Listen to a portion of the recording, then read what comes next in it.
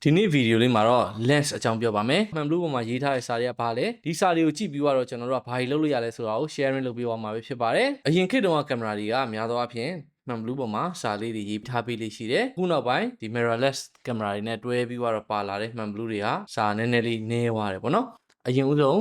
ဒီမှန်ဘလူးလေးတွေကိုပြောပြချင်ပါတယ်ဒီမှန်ဘလူးပေါ်မှာရေးထားတဲ့ 49mm ဆိုတာကတော့ဒီမှန်ဘလူးရဲ့ diameter size fader ရဲ့ thread size ပေါ့နော်ဒီမှန်ဘလူးအတွက် fader ဝင်မယ်ဆိုရင် 49mm ရှိပါတယ် lens cap ပေါ့နော် lens ဖုံးလေးရဲ့နောက်မှာလည်းများသောအားဖြင့်ဒီလိုအဝိုင်းလေးကိုချစ်ချီခတ်တဲ့ပုံလေးနဲ့ပြထားလေးရှိတယ်ဒါကမှန်ဘလူးရဲ့ diameter size fader size ကိုပဲပြောတာပဲဖြစ်တယ်တနည်းအားဖြင့်ပြောမယ်ဆိုရင် lens cap size ပေါ့ဒီမှန်ဘလူးပေါ်မှာရေးထားတဲ့ 28mm ဆိုတာကဒီမှန်ဘလူးရဲ့ focal length ကိုပြောတာပဲဖြစ်ပါတယ် focal length အားဖြင့်ကတော့ 28mm ရှိတယ်ပေါ့နော်ပါချာကိုရေးပြီဆိုရင်တော့1:2.8 ဆိုပြီးတော့ရေးလေးရေးထားရှိတယ်တချို့မှန်ဘလူးတွေမှာတော့ f number ဆိုပြီးတော့ရေးလေးရေးထားရှိတယ်ပေါ့နော်ဒါက prime lens ဖြစ်တဲ့အတွက်ကြောင့်မလို့ကျွန်တော်တို့ prime lens ကသူ့ရဲ့ maximum aperture တစ်ခုပဲရေးပေးထားဖြစ်တယ်တကယ်လို့များ zoom lens ဖြစ်မယ်ဆိုရင်ဥပမာအားဖြင့်ပြောရမယ်ဆိုရင် kit lens ပေါ့နော်1855လို့မှန်ဘလူးမျိုးဆိုရင် 3.5 5.6 ဆိုတော့18မှာaperture 3.5 ထိဖွင့်လို့ရမယ်55မှာ aperture 5.6 ဖြစ်သွားမယ်ပေါ့နော်ဒါကမှန်ဘလူးအမျိုးအစားပေါ်မူတည်ပြီးတော့ပြောင်းလဲမှုရှိနိုင်တယ်များသောအားဖြင့်က aperture ကကြည်ဖွင့်လို့ရတဲ့မှန်ဘလူးတွေကဈေးကြီးမယ်ပြီးတဲ့အခါကျတော့ aperture မပြောင်းတဲ့မှန်ဘလူးတွေကလည်းဈေးကြီးမယ်ဥပမာ24-105ဆိုလို့ရှိရင် f4 ဖြစ်ပေမဲ့တခြား 3.5 5.6 မှန်ဘလူးတွေထက်စားလို့ရှိရင်ဈေးရကြီးနေသေးတယ်ဘာဖြစ်လို့လဲဆိုတော့ constant aperture ပေါ့နော်မှန်ဘလူးကို zoom ရဲ့ focal length ကိုပြောင်းလိုက်ပေမဲ့ aperture ကပြောင်းမသွားတာဖြစ်တဲ့အတွက်ကြောင့်မို့နော်ဆိုတော့ဒီလို zoom lens ထဲမှာaperture လည်းကြည်ဖွင့်လို့ရမယ် focal length တွေလည်းပြောင်းပြီးရိုက်လို့ရမယ်ဆိုလို့ရှိရင်ဈေးကြီးတယ်ဥပမာ90 200 24 90 16 35 2.8 မှန်ဘလူးတွေလိုမျိုးပေါ့နော်ဒီလို zoom lens တွေက zoom range ကိုလည်းများများဆွဲလို့ရမယ် aperture လည်းကြည်ဖွင့်လို့ရမယ် aperture ကြည်ဖွင့်တဲ့တိုင်အောင်တော့မှ sharpness ကောင်းတာဖြစ်တဲ့ကြောင့်မလို့ဒီလိုမှန်ဘလူးတွေကဈေးကြီးပါတယ် zoom lens တွေမှာတော့များသောအားဖြင့်ကျွန်တော် aperture 2.8 ကအနည်းဆုံး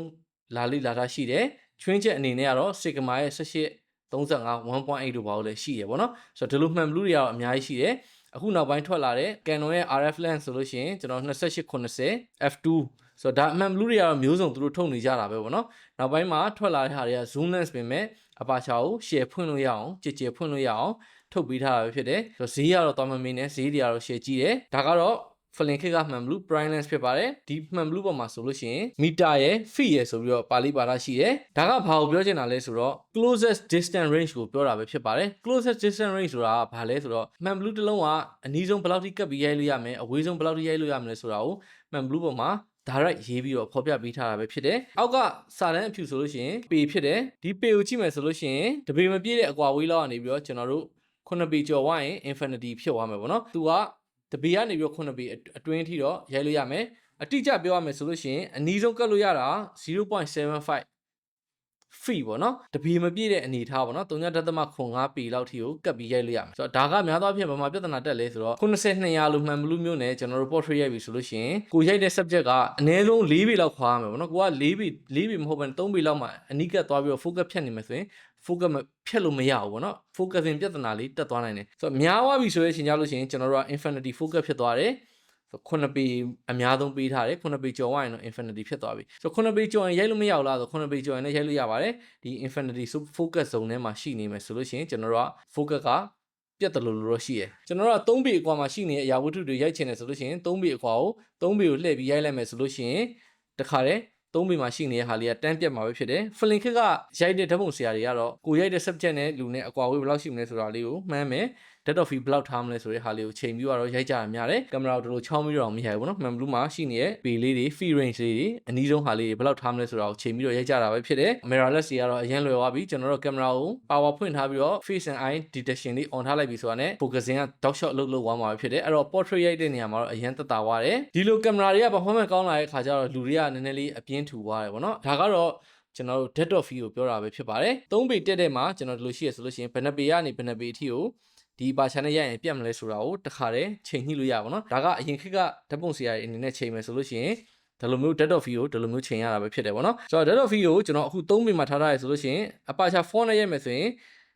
4ပေနဲ့2ပေကြားထဲကအကွာဝေးမှာရှိနေတဲ့အရာဝတ္ထုတွေတော်တော်များများကိုကျွန်တော် depth of field ထဲမှာပြတ်မယ်လို့ပြောချင်ပါတယ်အခုဒါကအပါချာ22နဲ့ရိုက်မယ်ဆိုရင်တော့ကျွန်တော်2ပေကိုလှည့်လိုက်မယ်ပေါ့နော်2ပေကိုလှည့်လိုက်ပြီဆိုလို့ရှိရင်အပါချာ22နဲ့ရိုက်မယ်ဆိုလို့ရှိရင်သူကဘယ်လောက်ထိပြတ်မလဲဆိုတော့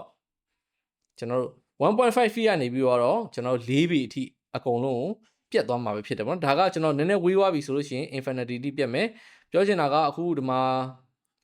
4 feet ကျော်လောက်ထားလိုက်ပြီးတော့ aperture 22နဲ့ရိုက်မယ်ဆိုလို့ရှိရင်ကျွန်တော်တို့ depth of field က4 feet ကနေစပြီးတော့ infinity တိဖြတ်မယ်4 feet အထက်ဆိုလို့ရှိရင်လည်းကျွန်တော်တို့2 ပေနားလောက်အထိကို focus ပြတ်သွားမှာပဲဖြစ်တယ်ကိုထားလိုက်တဲ့ aperture ကဘယ်အကွာဝေးထိပြတ်မလဲကိုကဘယ်နှပေမှာရှိနေတဲ့အရာဝတ္ထုကို focus ဖြတ်ပြီးရိုက်တာလဲပေါ့နော်အဲ့ဒါလေးတွေကိုကြည့်ပြီးသွားပြီဆိုတဲ့အချိန်ညလို့ရှိရင်ကိုရိုက်တဲ့ subject ကဘယ်လောက်နေပြတ်မလဲဆိုတာကို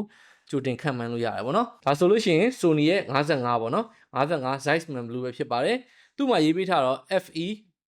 FE ဆိုတာသူ့ရဲ့ mount ပေါ့နော်သူ့ရဲ့ mount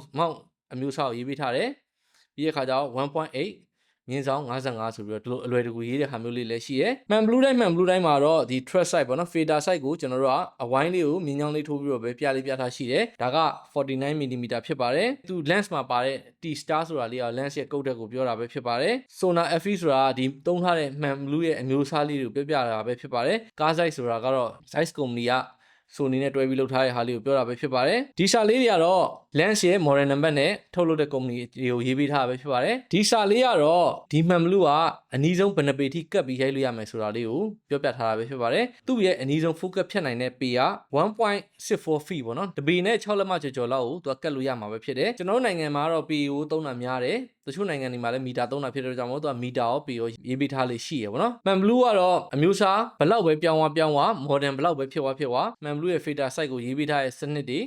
aperture ကိုရေးတဲ့စနစ်တွေအကုန်လုံးအနည်းဆုံးကတ်လို့ရတယ်ဆိုတဲ့ဟာက lens ပေါ်မှာမပါမဖြစ်ကိုရေးပေးထားတယ်ဒါမှလည်း Man Blue ကိုအသုံးပြုတဲ့လူက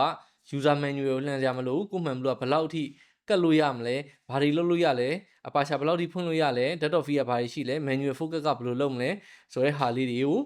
အလွယ်တကူ Man Blue ပေါ်မှာရှိလို့ရမယ်တချို့ Man Blue တွေဆိုရင် Man Blue ပေါ်မှာ serial number လေးပါတယ်တချို့ Man Blue ကြောက်လဲဒီလိုအတွင်းထဲမှာရေးပေးထားလေးရှိရပေါ့နော် EHIF data ထဲမှာကြည့်လိုက်မယ်ဆိုရင်ဘာကင်မရာ model မျိုးစားနဲ့ရိုက်ထားတယ် serial number ကဘယ်လောက် lens ကဘာ lens ကိုသုံးထားတယ် lens ရဲ့ serial number ကဘယ်လောက်ပေါ့နော်ကျွန်တော်ဖုန်းတွေအနေနဲ့ပြောမယ်ဆိုရင်တော့ IME ရဲ့ number လားဆိုတော့အဲ့လိုဖုန်းတွေရဲ့ number နဲ့ကွဲသလိုပဲပေါ့နော်ဒါ Man Blue တိုင်း product တိုင်းမှာသူ့ရဲ့ကိုယ်ပိုင် serial number လေးရှိပါတယ်ဒီ serial number တွေကိုကြည့်ပြီးတော့ကျွန်တော်တို့ဒီ Man Blue ကဘယ်နှခုနှစ်ကထုတ်တာလဲဘယ်နှကြိမ်ထုတ်ထားတဲ့ဟာလဲဘယ်မှာထုတ်တာလဲဆိုတဲ့ဟာလေးတွေကို internet မှာရှာပြီးတော့ဖတ်မယ်ဆိုရင်ဖတ်လို့ရတယ် serial number ကိုကြည့်ပြီးတော့ lens ရဲ့သက်တမ်းဘယ်လောက်ရှိပြီလဲဆိုတာကိုရှာလို့ရတယ်တချို့ company တွေက website ပေါ်မှာ share ပေးထားဖြစ်တဲ့ကြောင့်မို့အလွယ်တကူဖတ်လို့ရပါမယ်တချို့ခါတွေကတော့ရှာဖို့တော့နည်းနည်းလေးခက်တယ် Man Blue ပေါ်မှာရေးထားတဲ့စာတွေကိုဖတ်ပြီးတော့ကောင်းကောင်းအသုံးချနိုင်မယ်လို့ယုံကြည်ပါတယ်မရှင်းတာရှိရဆိုလို့ရှိရင်ကျွန်တော်ကို comment မှာမေးခဲ့လို့ရတယ်နောက်ထပ်ဗီဒီယိုတွေမှာတွေ့မယ်နော်